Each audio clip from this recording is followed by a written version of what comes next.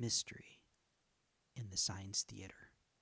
An essay by Justin C. Bartlett, written on December 13th, 2017. This essay is from the Dime Store Cinema WordPress blog. Let's talk movies. More accurately, let's talk a TV show that showcases the worst films ever made. Mystery Science Theater 3000.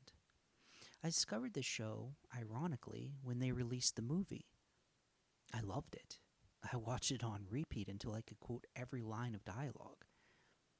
After months of thinking this 1 hour and 13 minutes was all there was, I stumbled across the show. Horror of Spider Island was the first episode I ever saw. I remember it vividly. I was with a friend visiting his uncle in New York City. I had just finished eating an everything bagel, one of the best bagels I had ever had. I saw the three silhouettes, but they weren't lampooning this island Earth. No, it was something else. A black and white picture featuring a group of women vying for the affection of the most uncomfortable looking guy I'd ever seen on a tropical island after surviving a plane crash.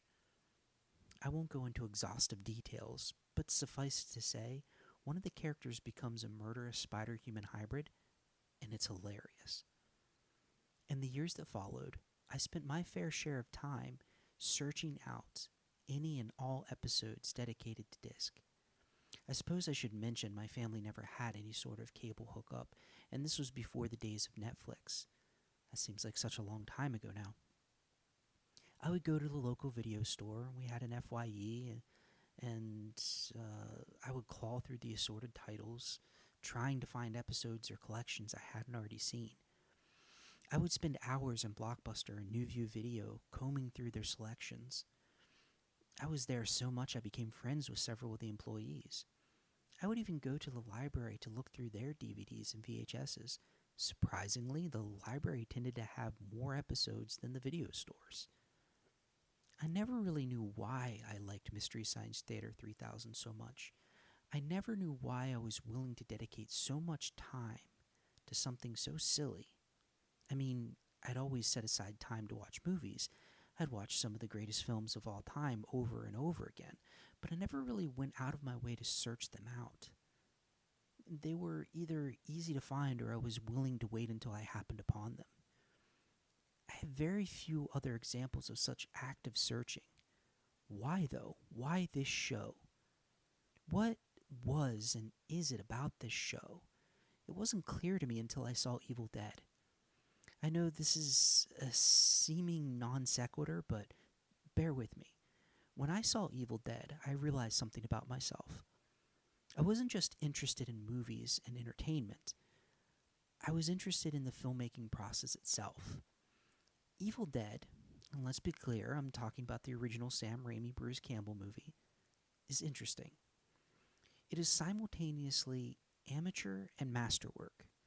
I happen to be in the minority of people in my age group who saw the trilogy in order.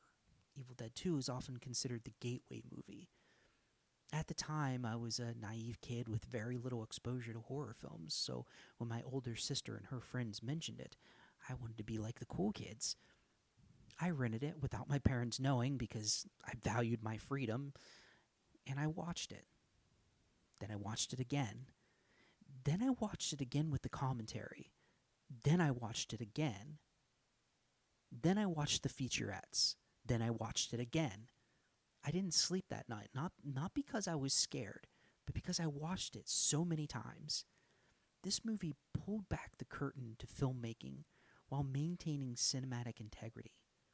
For the first time, I could see the tricks filmmakers use, but even with the visible seams in production, the entertainment value forced suspension of disbelief. It's kind of like going to see your favorite garage punk band. You like the guys so much you can overlook their vulgarity, while reveling in their attempt to do something uniquely them.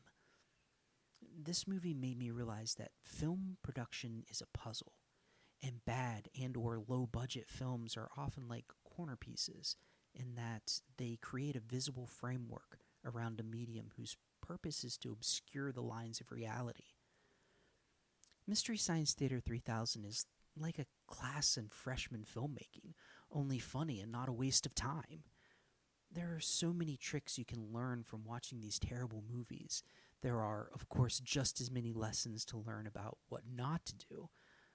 Perhaps I am overly influenced by satire. I love irony.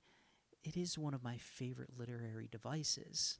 I admit that my ability and desire to learn ironically, as it were, might not be everyone's cup of tea.